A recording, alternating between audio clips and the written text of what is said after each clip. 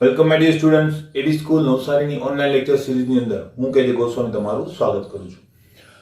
નવો ક્વેશ્ચન છે મિત્રો, હેસનો ઉષ્મા સંકલનનો નિયમ સમજાવો. તો હેસ નામનો વૈજ્ઞાનિક છે, એને આ નિયમ આપેલો છે. તો શરૂઆત કરીએ ફટાફટ. આ હેસ જે છે એ રશિયન વૈજ્ઞાનિક છે. રશિયન વૈજ્ઞાનિક હેસ, બરાબર. તેમણે આ નિયમ આપેલો છે. શા માટે આ નિયમ આપ્યો? તો ઘણી બધી પ્રક્રિયાઓ એવી હોય છે કે જે એક કરતા વધુ તબક્કામાં થતી હોય, 2 સ્ટેપમાં, 3 સ્ટેપમાં, બરાબર. તો ત્યારે ઉષ્માના ફેરફારો કેવા પ્રકારના થાય છે એ સમજવા માટે હેસ નામના વૈજ્ઞાનિકે આ નિયમ આપ્યો. તો આ નિયમ શું છે? એને હેસનો નિયમ કહેવામાં આવે, બરાબર. હેસનો નિયમ. તો એ નિયમ છે, રાસાયણિક પ્રક્રિયા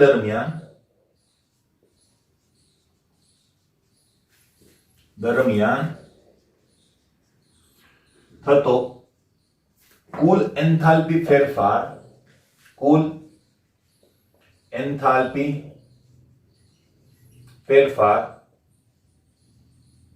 એ જુદા જુદા તબક્કામાં થતા એન્થાલ્પી ફેરફારના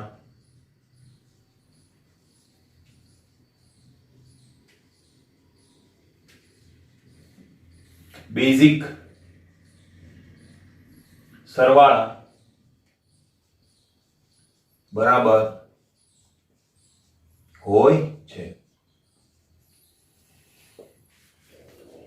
આ નિયમ છે અને આ જ રીતે તમારે લખવાનો છે કે ભાઈ રાસાયણિક પ્રક્રિયા દરમિયાન થતો એન્થાલ્પી ફેરફાર જે છે, કુલ એન્થાલ્પી ફેરફાર છે, એ જુદા જુદા તબક્કામાં થતા એન્થાલ્પી ફેરફારના બેઝિક સરવાળા બરાબર હોય છે. હવે આ શું કહેવા માંગે છે? જો એક લાઈનમાં કહું, બરાબર, તો આ નિયમ મુજબ આપણે શું કહી શકીએ? તો કે જુદા જુદા તબક્કામાં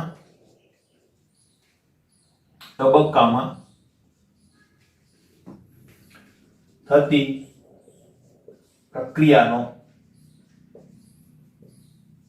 કુલ એન્થાલ્પી ફેરફાર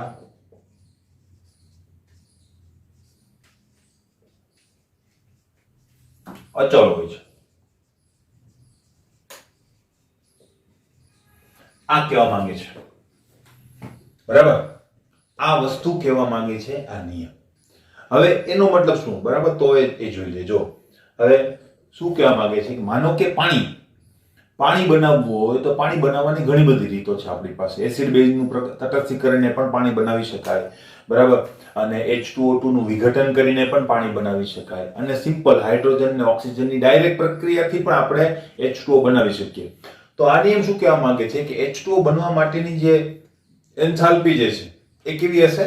અચળ હશે, બરાબર. એટલે સંયોજન તમે ગમે એ રીતે બનાવો, એક સ્ટેપમાં બનાવો કે 2 સ્ટેપમાં બનાવો, એ સંયોજન બનવા માટેની જે એન્થાલ્પી છે એ કેવી રહી છે? અચળ. કોઈ પણ રાસાયણિક પ્રક્રિયા એક તબક્કામાં થાય કે જુદા જુદા 5 તબક્કામાં થાય, સેમ ટુ સેમ એન્થાલ્પી એમાં કન્ઝ્યુમ થશે, પણ અલ્ટિમેટલી દરેક તબક્કાની અંદર જે એન્થાલ્પી ફેરફાર છે એ કેવો હશે? જુદો હશે. પણ બધા જ એન્થાલ્પી ફેરફારનો તમે બેઝિક સરવાળો કરો. બેઝિક સરવાળાનો મતલબ માઇનસ પ્લસ ચિહ્નો પણ ધ્યાનમાં લઈને સરવાળો કરો, ત્યારે તમને એનો જવાબ જે છે એક જ તબક્કામાં જો એ પ્રક્રિયા થાય ત્યારે જે એન્થાલ્પી ફેરફાર થવો જોઈએ એટલો જ હશે. ઉદાહરણ જો, દાખલા તરીકે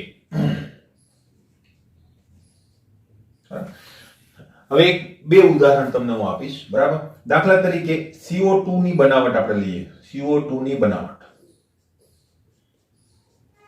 બરાબર. તો CO2 ની બનાવટ આપણે બે રીતે કરી શકીએ, બરાબર. રીત નંબર 1 શું છે મારી પાસે? બરાબર. રીત નંબર 1 આ રીતે લખો, બરાબર. એ શું છે? કાર્બન, બરાબર, પ્લસ ઓક્સિજન gives CO2. આ પ્રક્રિયા છે એટલે આ પ્રક્રિયા દરમિયાન જે એન્થાલ્પી ફેરફાર થાય છે એ કેટલો હશે એને આપણે અહીંયા લખીએ છીએ, બરાબર. તો ડેલ્ટા RH આ યાદ હોવું જોઈએ, મેં તમને કીધું છે તો અહીંયા જ કામમાં આવશે એ વસ્તુ, બરાબર. 393.5 કિલો જૂલ પર મોલ. ક્લિયર? હવે રીત નંબર 2. રીત નંબર 2 ની અંદર આપણે બે તબક્કામાં એ પ્રક્રિયા કરીએ છીએ. પહેલા શું કરે છે તો કે કાર્બન જે છે ને એ 1/2 ઓક્સિજન સાથે પ્રક્રિયા કરે છે અને બનાવે છે કાર્બન મોનોક્સાઇડ. બીજું, કાર્બન મોનોક્સાઇડ જે છે એ પાછો 1/2 ઓક્સિજન સાથે પ્રક્રિયા કરી અને બનાવે છે CO2. તો બે તબક્કા થયા કે નહીં? તબક્કો 1, તબક્કો 2. પહેલા તબક્કાની અંદર પણ કંઈક પ્રક્રિયા એન્થાલ્પી હશે કે નહીં? એને કહેવાય ડેલ્ટા RH.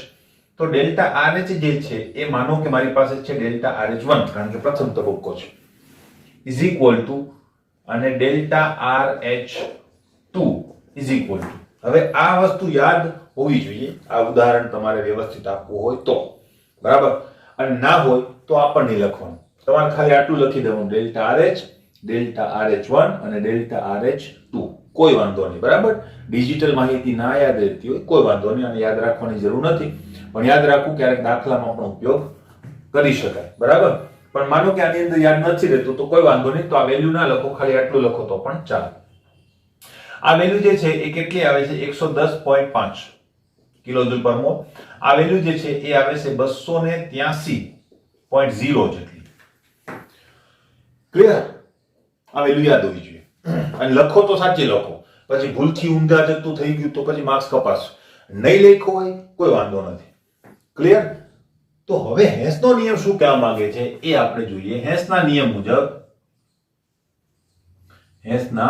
નિયમ મુજબ શું થાય તો કે આખો જે એન્થાલ્પી ફેરફાર છે ડેલ્ટા RH, બરાબર, એક જ તબક્કામાં જો પ્રક્રિયા થઈ હોય તે, તો એ કેટલો હશે તો કે જુદા જુદા તબક્કામાં થતા એન્થાલ્પી ફેરફારના સરવાળા બરાબર હોય કે નહીં? કારણ કે હેન્સનો નિયમ શું કહે છે કે આ તો અચળ રહેશે. એટલે CO2 બનતું હશે સેમ પ્રક્રિયકોમાંથી, તો તમે એક તબક્કામાં બનાવો, બે તબક્કામાં બનાવો, ચાર તબક્કામાં બનાવો, કુલ એન્થાલ્પી ફેરફાર કેવો રહેશે? અચળ. કારણ તો એક વસ્તુ એ પણ છે ને કે આ અવસ્થા વિધેય છે, એને પ્રારંભિક અને અંતિમ અવસ્થા સાથે જ સંબંધ છે. પ્રારંભિક અને અંતિમ અવસ્થા સેમ હશે. જો પ્રારંભિક અને અંતિમ અવસ્થા સેમ હશે તો તમારો એન્થાલ્પી ફેરફાર પણ કેવો હશે? અચળ હશે, બરાબર. તો અહીંયા એ જ કહેવા માંગે છે. તો એને શું કીધું? હેન્સના નિયમ મુજબ delta RH1 plus delta RH2 થવું જોઈએ. અને અહીંયા આપણી પાસે ડિજિટલ માહિતી છે. તમારી પાસે માનો કે આ વસ્તુ નથી યાદ તો ના લખો, તમે આટલું પણ લખી શકો તો પણ તમે સાચા છો, બરાબર. ઇઝ ઇક્વલ ટુ આપણે સરવાળો કરવાની કોશિશ કરીએ. 110.5 માઈનસ 283.0, આનો સરવાળો કરીએ એટલે 393.5 કિલો જૂલ પર મોલ જવાબ મળે. ક્લિયર? બીજી એક ખાસ અગત્યની વાત, બરાબર. આ વસ્તુ તમે લખતા હોય ત્યારે ઘણાને એમ થાય કે મારે આવું 1/2 નથી કરવું, તો એ લોકો 2 વડે ગુણે. 2 1 2 ખોટું. કારણ કે જો તમે 2 વડે ગુણો, મેં તમને એક નોંધ લખાવી હતી, તો અહીંયા ડબલ થઈ જાય, બરાબર. તો આ વસ્તુ ખાસ ધ્યાનમાં રાખવાની. અહીંયા નિપજ જે છે એના 1 મોલ જ હોવા જોઈએ, કારણ કે આ વસ્તુ જે છે પર મોલ લખો છો તમે. ક્લિયર? એ વસ્તુ ખાસ ધ્યાનમાં લેજો. નેક્સ્ટ, બરાબર. બીજું ઉદાહરણ જો, ઉદાહરણ નંબર 2. તમે એક ઉદાહરણ આપો, વાંધો નહીં. 2 ઉદાહરણ માંગેલા હોય તો આ ઉદાહરણ પણ તમે દઈ શકો. દાખલા તરીકે NH4Cl નું દ્રાવણ, જો એકવાયસ લખેલું છે, નું નિર્માણ તમે બે રીતે કરી શકો, બરાબર. કઈ રીતે? તો રીત નંબર 1. રીત નંબર 1 મારી પાસે છે કે હું ડાયરેક્ટ શું કરી દઈશ?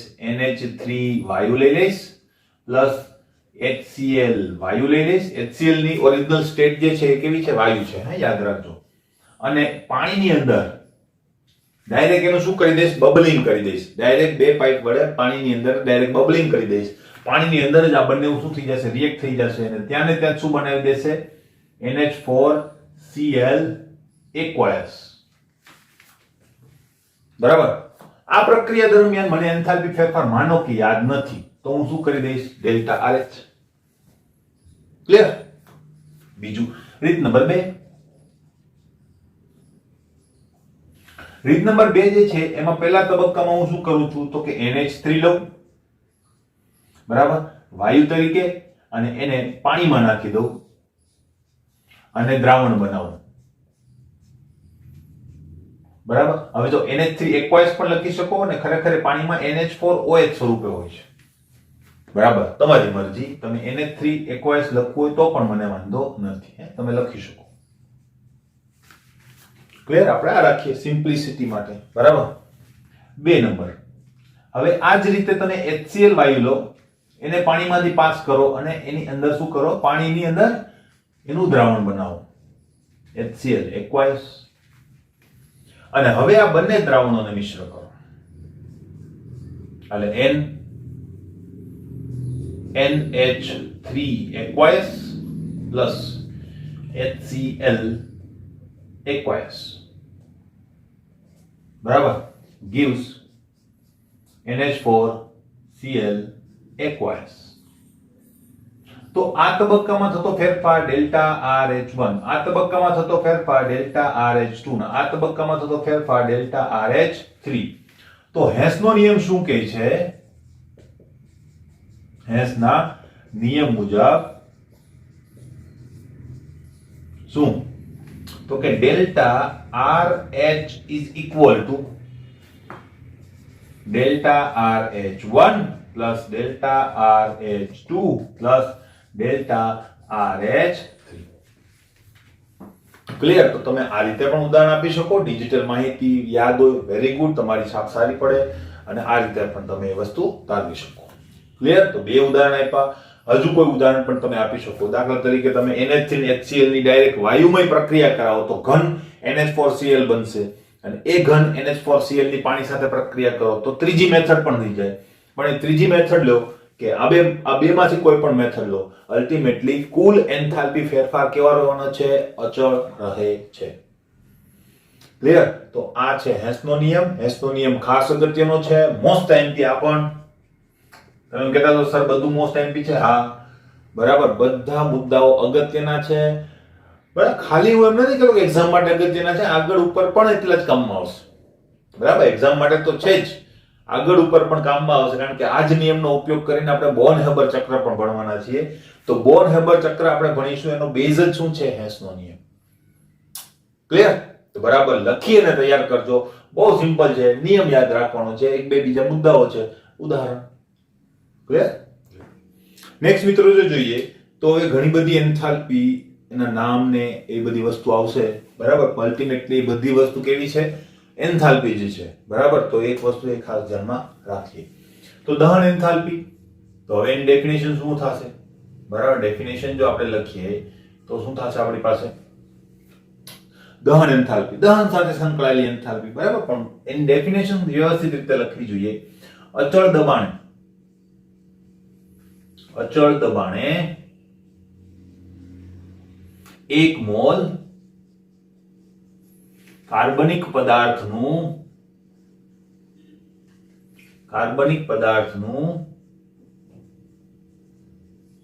સંપૂર્ણ દહન થાય,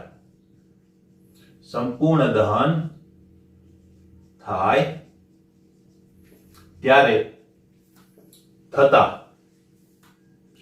એન્થાલ્પી ફેરફારને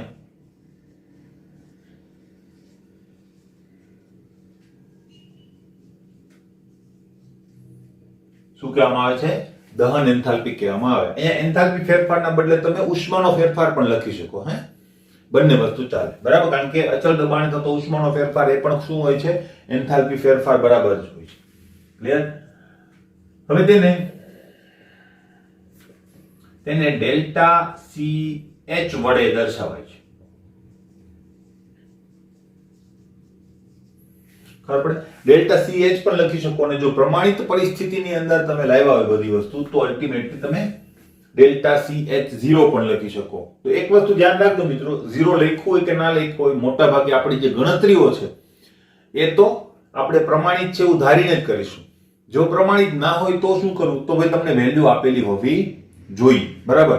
પણ જો તમારે ધારવું હોય તો આપણે પ્રમાણિત પરિસ્થિતિ ધારીને જ આગળ વધવું પડશે, નહીં તો આપણા રિઝલ્ટ જે છે એ જલ્દીથી આવતા નથી હોતા, બરાબર. તો આપણે દાખલાઓની અંદર કેવી રીતે કરવાનું છે જોઈશું. મોટા ભાગે ત્યાં પ્રમાણિત પરિસ્થિતિ આપેલી હશે અથવા ધારવી પડશે અથવા વેલ્યુ આપેલી હશે કે આડકતરી રીતે આપણે એને મેળવી શકતા હશું, બરાબર. દર્શાવાય છે. હવે જો અલ્ટિમેટલી હું તમને એમ કહું કે દહન એન્થાલ્પી એ પણ એક દહનની પ્રક્રિયા જ છે કે નહીં? તો દહન એન્થાલ્પી એ પણ શું છે? દહનની પ્રક્રિયા એન્થાલ્પી છે. એટલે ડેલ્ટા CH0 આ CH છે ને અહીંયા તો વ્યાખ્યા માટે આપણે યુઝ કર્યું, પણ હવે પછી આપણે ડેલ્ટા CH નો લગભગ ક્યાંય ઉપયોગ કરતા નથી. ખાલી સિમ્બોલ યાદ રાખજો, ક્યારેક આવે તો આપણને ખબર પડી જવી જોઈએ, બાકી આપણે એનો ઉપયોગ કરતા નથી. આપણે મોસ્ટલી ડેલ્ટા RH0 નો જ ઉપયોગ કરીશું. બીજી વાત તમને એમ થાય સર C શું? બરાબર. તો C નું મતલબ થાય છે કમ્બસ્શન. દહન જે થાય એને ઇંગ્લિશમાં કહેવામાં આવે છે કમ્બસ્શન, બરાબર. તો કમ્બસ્શન ઉપરથી એને કમ્બસ્શન એન્થાલ્પી કહેવામાં આવે, એટલે એને C તરીકે દર્શાવવામાં આવે છે. હવે એનું ઉદાહરણ જોઈ લઈએ, બરાબર.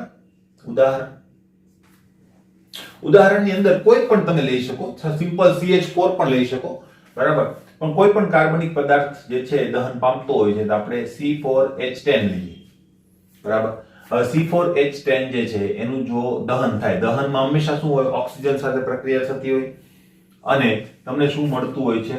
એક જ વસ્તુ મળે, CO2 ને H2, બીજું કઈ નવું મળતું નથી. કોઈ પણ કાર્બનિક પદાર્થ છે આની સાથે આને એડજસ્ટ કરી દઉં. અહીંયા 4 છે તો હું અહીંયા 4 લખી દઉં, અહીંયા 10 છે તો હું અહીંયા 5 લખી દઉં. વાત થઈ ગઈ પૂરી. ઓક્સિજનને સંતુલિત કરી દઈએ. 4 દુ 8, 8 ને 5 કેટલા થાય? 13. તો અહીંયા 13 આવવા જોઈએ, નથી આવતા તો હું 13 ભાગ્યા 2 લખી દઉં. આવી ગયું કે નહીં? બરાબર. અહીંયા જે એન્થાલ્પી ફેરફાર છે અહીંયા લખવો જોઈએ, પણ હું નીચે પણ લખી શકું, બરાબર, કારણ કે ત્યાં જગ્યા નથી. માનો કે તો delta CH0 is equal to આનું મૂલ્ય લગભગ જો માઈનસ આવશે કારણ કે ઉષ્માક્ષેપક પ્રક્રિયા હશે, ક્લિયર. અને બીજું આનું મૂલ્ય જે છે એ લગભગ 28,580 ની આસપાસ આવે છે. 26,580 કિલોજૂલ પર મોલ. કારણ કે દહનની પ્રક્રિયા છે એટલે ઉષ્મા ઉત્પન્ન કરવાની જ પ્રક્રિયા છે. ડેન્જરસ ઉષ્મા તમને ત્યાં જોવા મળશે, ક્લિયર, બરાબર. તો એકદમ સિમ્પલ રીતે આપણે જો કોઈ પણ ઉદાહરણ આપી શકો, વેલ્યુ યાદ રાખવાની કોઈ આવશ્યકતા નથી. તમે ડાયરેક્ટ ઉદાહરણ આપી શકો કે આ દહન, આ એની અંદર થતો એન્થાલ્પી ફેરફાર. આ લખવું ના લખવું તમારી મરજી.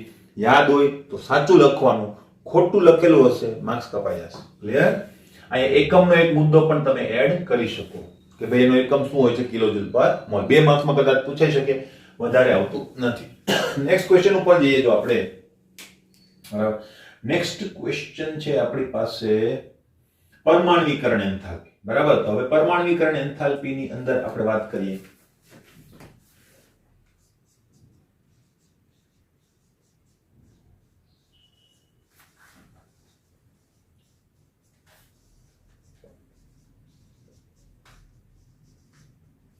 પરમાણ્વીકરણ એન્થાલ્પી. હવે એની અંદર શું થશે? પરમાણ્વીકરણ કરવું એ પ્રક્રિયાની અંદર થતો એન્થાલ્પી ફેરફાર.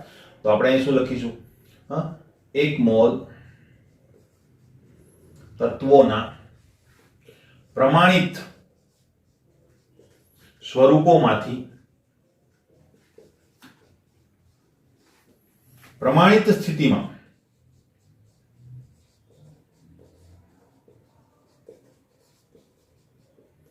તેમના પરમાણુમાં, પરમાણુ સ્વરૂપમાં એમ લખીએ, રૂપાંતર કરવા માટે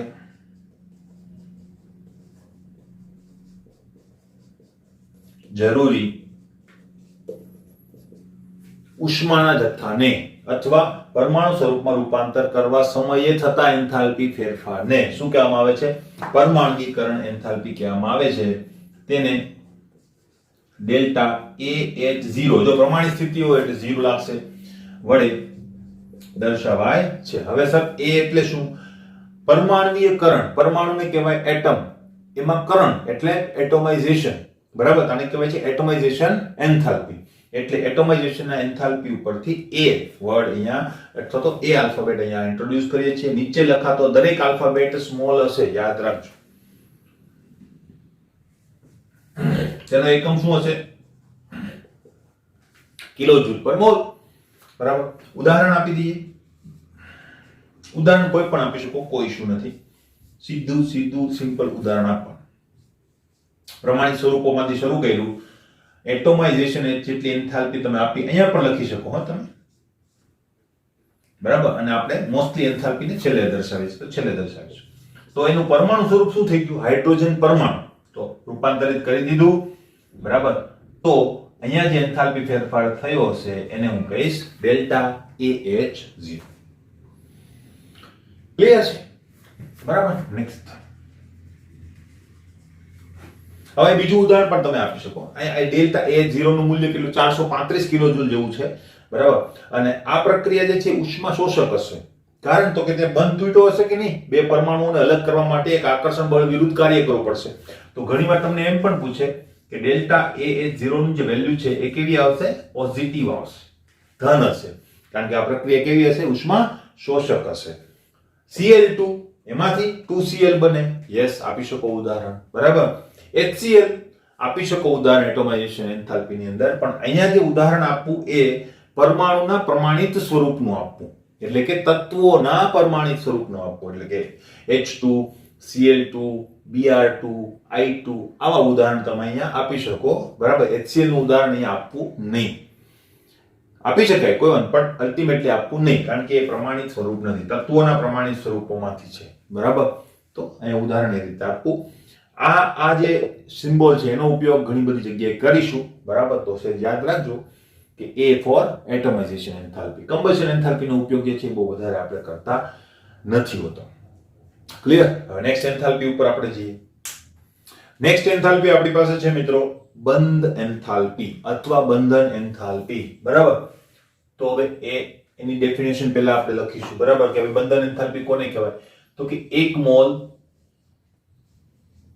વાયુરૂપ અણુમાં રહેલા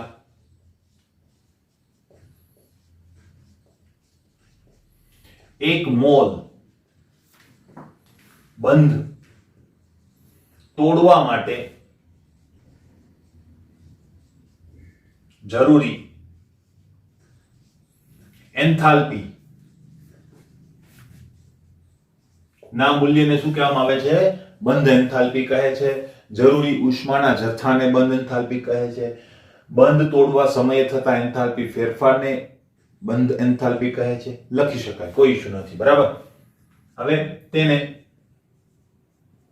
તેને delta BOND James bond enthalpy બરાબર 0 વડે દર્શાવાય છે.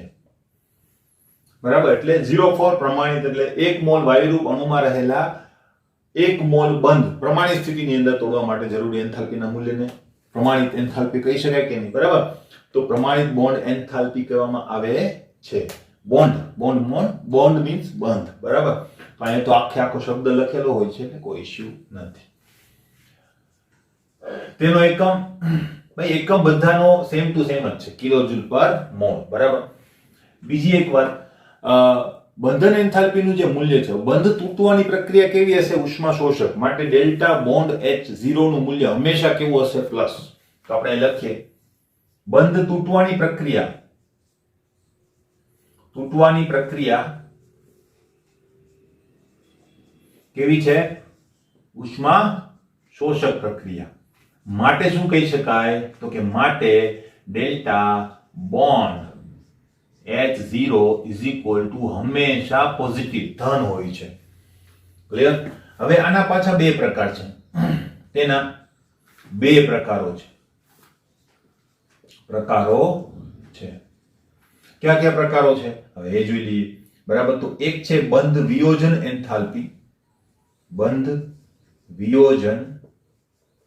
એન્થાલ્પી, અને બીજું છે આપણી પાસે સરેરાશ. આની માટે એ શબ્દ વાપરેલો છે કે નહીં એ જોઈ લઈએ સહેજ.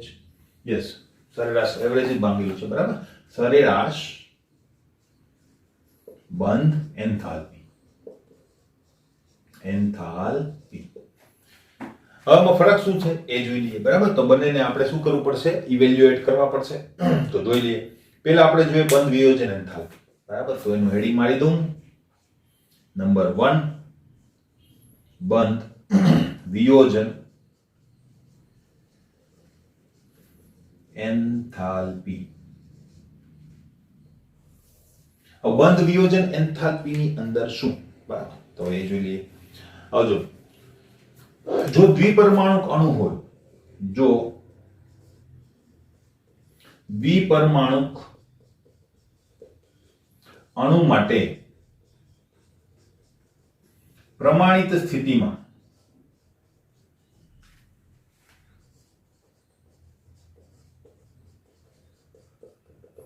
આખું લખી દો. પ્રમાણિત સ્થિતિમાં 1 મોલ બંધ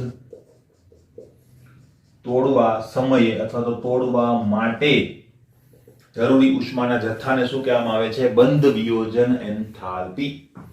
કોના માટે? આ વસ્તુ ખાસ અગત્યની છે, દ્વિપરમાણુક અણુ માટે. દ્વિપરમાણુક અણુનો મતલબ હમણાં વાત કરીએ પ્રમાણે H2 Cl2 આ બધા દ્વિપરમાણુક અણુ કહેવાય, બરાબર. તો એના માટે દ્વિપરમાણુક અણુ માટે આપણે શું કહીશું? વિયોજન એન્થાલ્પી, બરાબર. તો આનો ઉપયોગ પણ આપણે કરીશું બોર્ન-હેબર ચક્રની અંતર, બરાબર. હવે બીજી વાત, વિયોજનની પ્રક્રિયા જે છે ને ડિસોસિએશન કહેવાય, બરાબર. તો અહીં ખાસ ધ્યાન રાખજો, બોન્ડ લખી શકાય પછી એને છે ને આપણે બોર્ન-હેબર ચક્રમાં કે કોઈ પણ જગ્યાએ ઘણીવાર કોમ્પિટિટિવ એક્ઝામમાં પણ આ એન્થાલ્પી આપે, કારણ કે બોર્ન-હેબર ચક્ર મોસ્ટ આઈએમપી છે.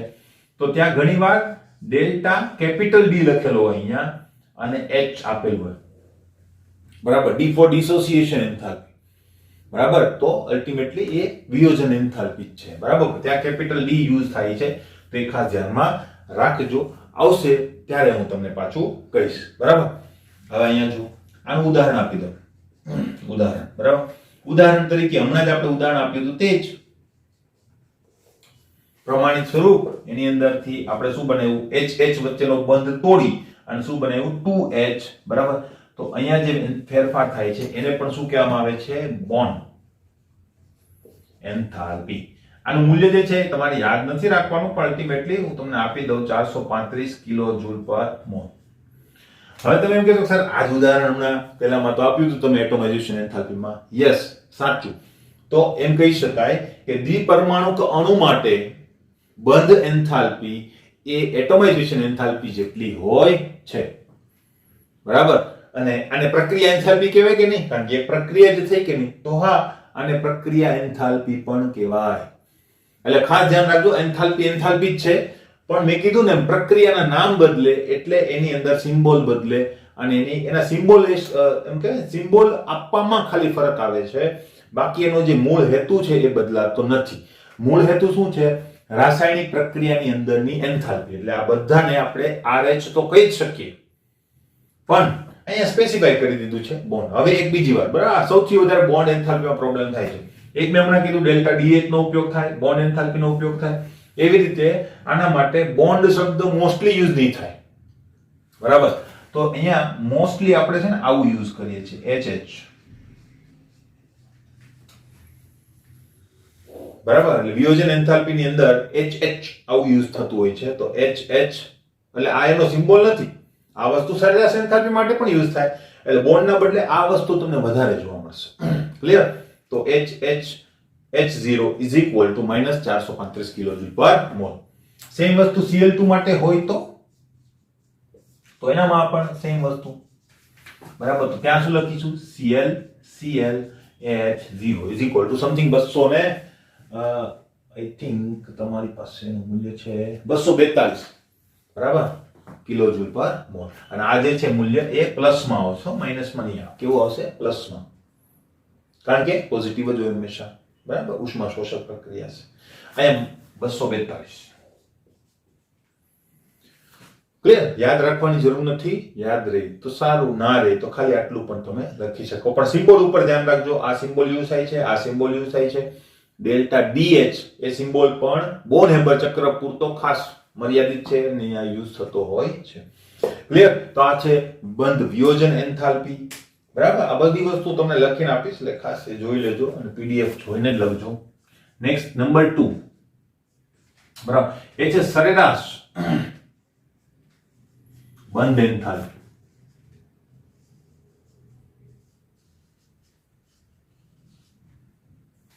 હવે સરેરાશ બંધ એન્થાલ્પીની અંદર શું છે? એવરેજ. બરાબર, એવરેજ નો મતલબ એવું કેમ કીધું? બરાબર, તો અહીંયા લખીએ બહુપરમાણવિક અણુ માટે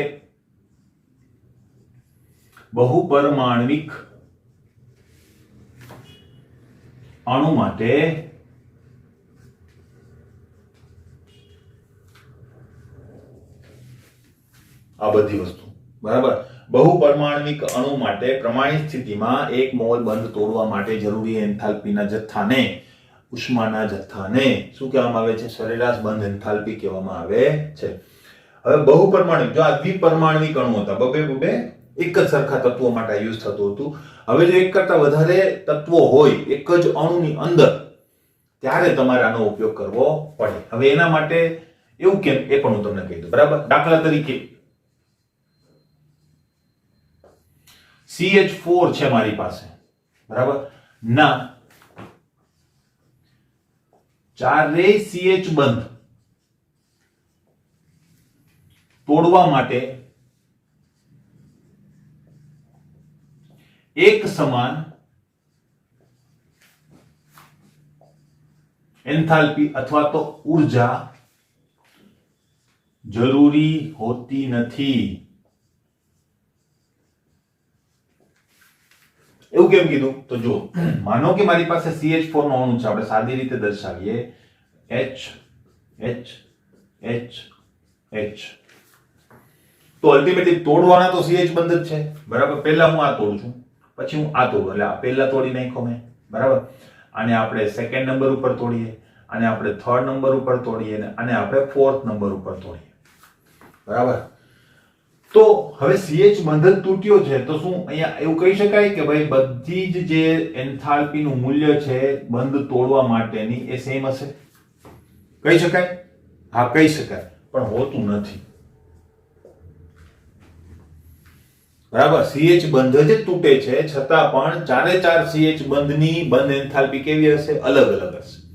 એટલે પહેલો બંધ જે છે જુદી એન્થાલ્પીથી તૂટ્યો હશે, બીજો બંધ જુદી એન્થાલ્પીથી તૂટ્યો હશે, ત્રીજો બંધ એના કરતા જુદી એન્થાલ્પીથી, ચોથો બંધ ત્રણેય કરતા જુદી એન્થાલ્પીથી તોડીશું આપણે. હવે એવું કેમ? હવે એનું કારણ છે. એનું કારણ શું છે? કારણ કે જેવો એક બંધ તૂટી જાય એટલે પરિસ્થિતિ બદલાતી હોય છે. બરાબર,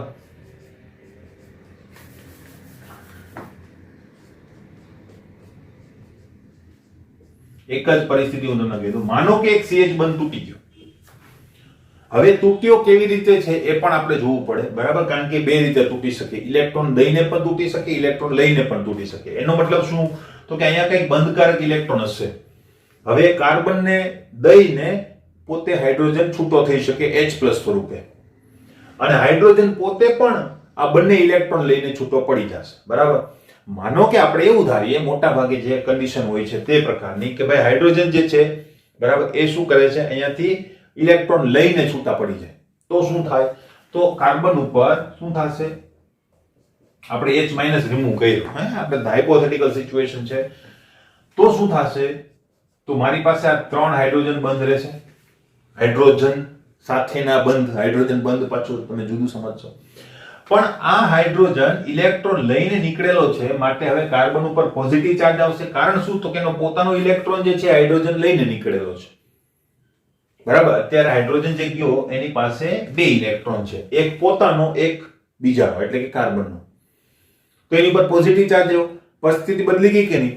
પોઝિટિવ ચાર્જ આવવાના કારણે ઘણી બધી વસ્તુ બદલાઈ છે. ઘણી બધી વસ્તુનો મતલબ એક તો એના ઉપર પોઝિટિવ ચાર્જ આવ્યો, જેના કારણે એનું આકર્ષણ જે છે, આ બંધકારક જે ઇલેક્ટ્રોન યુગ્મો છે એના ઉપર વધી ગયું, પોતાના તરફ ખેંચશે. બંધની પ્રબળતામાં ફેરફાર થઈ જશે.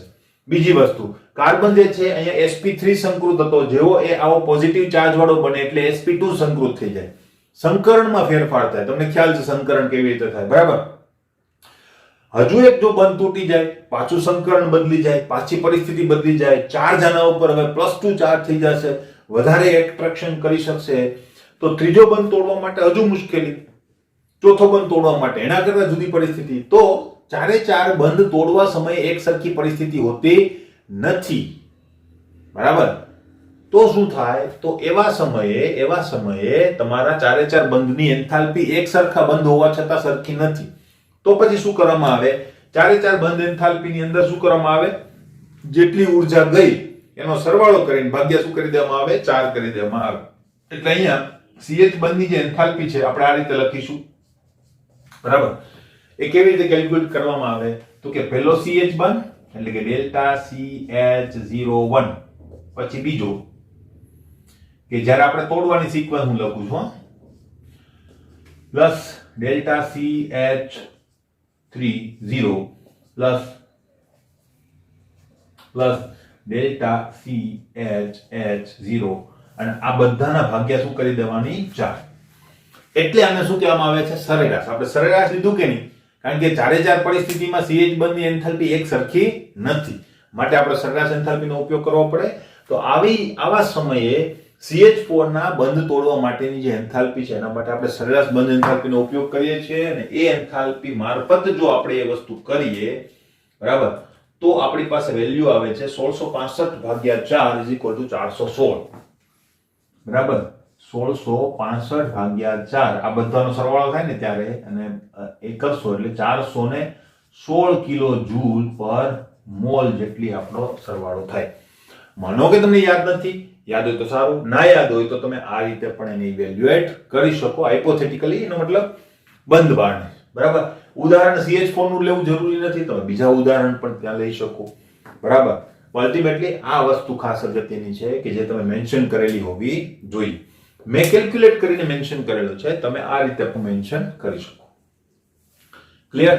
તો આ હતી તમારી સરેરાશ બંધ એન્થાલ્પી. આનો ઉપયોગ પણ આપણે કરીશું. મોટા ભાગે સિમ્બોલ જે છે આ જ યુઝ કરવાના છે આપણે, બરાબર. જે બંધ હશે એનો સિમ્બોલ ત્યાં હશે, બરાબર. એટલે બધાને કન્વીનિયન્ટ છે. માનો કે 2-3 પ્રકારના બંધ હોય એક જ અણુની અંદર, તો બધાને તમે મેન્શન કરી શકો, CH પછી CC. આવી રીતે આપણને દાખલાઓ આવશે ને એની અંદર વેલ્યુ આપેલી હશે, તો CC બંધની એન્થાલ્પી આટલી, CH બંધની આટલી, બરાબર. તો આ રીતે તમને વેલ્યુ આપેલી હોય તો એટોમાઇઝેશન એન્થાલ્પી કેલ્ક્યુલેટ કરવા માટે પણ આ વસ્તુ કામમાં આવતી હોય છે, બરાબર. મેં કીધું એટોમાઇઝેશન એન્થાલ્પી ની અંદર તમારે જે છે આવી રીતે હતું, બરાબર. આ જ ઉદાહરણ હતું એની અંદર. તો તમારે ત્યાં ઉદાહરણ દ્વિપરમાણવિક અણુનું આપવાનું, પણ માનો કે જુદા જુદા પરમાણુ વાળા કોઈ અણુ હોય તો એની અંદર આ રીતે આપણે મેન્શન કરીને એટોમાઇઝેશન એન્થાલ્પી શોધી શકીએ. એટલે કે માનો કે CH4 ની અંદર એટોમાઇઝેશન એન્થાલ્પી આપણે શોધવી હોય તો શું થાય? CH4 માં તો CH બંધ જ છે, એટલે મારે આની જરૂર નથી પડતી. તો માનો કે મારી પાસે C2H6 હોય તો, આવી રીતે હોય તો, બરાબર. તો તમને એમ કે આની એટોમાઇઝેશન એન્થાલ્પી કેટલી થાય? તો ભાઈ તમે કહી શકો, બરાબર, કે ભાઈ તમારે શું કરવું પડશે? હા, એક તો CCH0 અને પ્લસ 4, 1 2 3 4 5 ને 6 ડેલ્ટા CHH0. આનું તમે ટોટલ કરશો, જેટલી એન્થાલ્પી આવશે એટલી એન્થાલ્પી આને પરમાણુ સ્વરૂપમાં ફેરવવા માટે જોઈશે. પરમાણુ સ્વરૂપમાં ફેરવવાનો મતલબ શું થાય છે?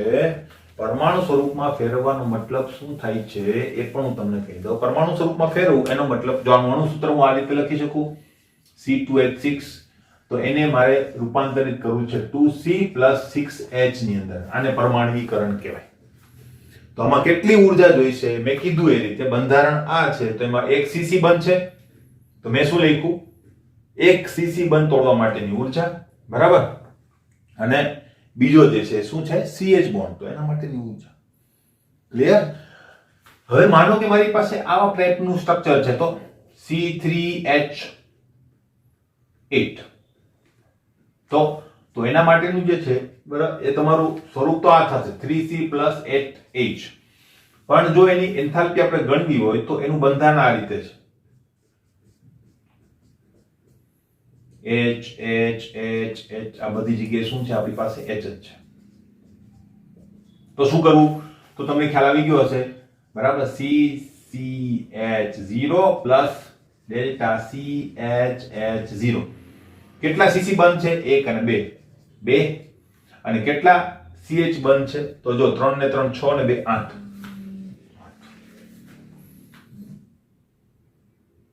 ક્લિયર?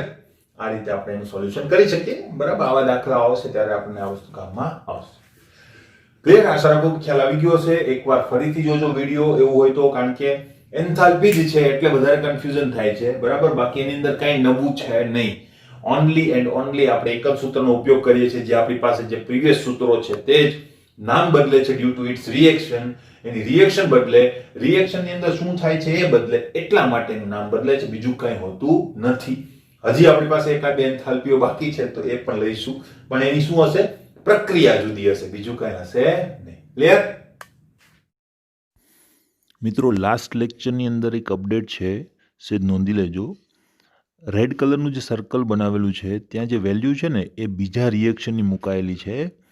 તો આ રિએક્શન માટે જે એન્થાલ્પી ફેરફારની વેલ્યુ છે એ આવે છે -188 કિલો જૂલ પર મોલ, -188 કિલો જૂલ પર મોલ. તો આ વસ્તુ સહેજ સુધારી લેજો. પીડીએફની અંદર જે રિએક્શન આપેલી છે કાર્બનની છે ને એને અનુરૂપ વેલ્યુ બરાબર છે, એટલે પીડીએફમાં કોઈ પ્રોબ્લેમ નથી. ખાલી ઉદાહરણ જુદું છે માટે વેલ્યુ જે છે એ તમારે જુદી લખવી જોઈએ. તો આ વસ્તુ સહેજ તમારે નોંધી લેવી જોઈએ. બરાબર? તો આ સુધારો સહેજ કરી નાખજો.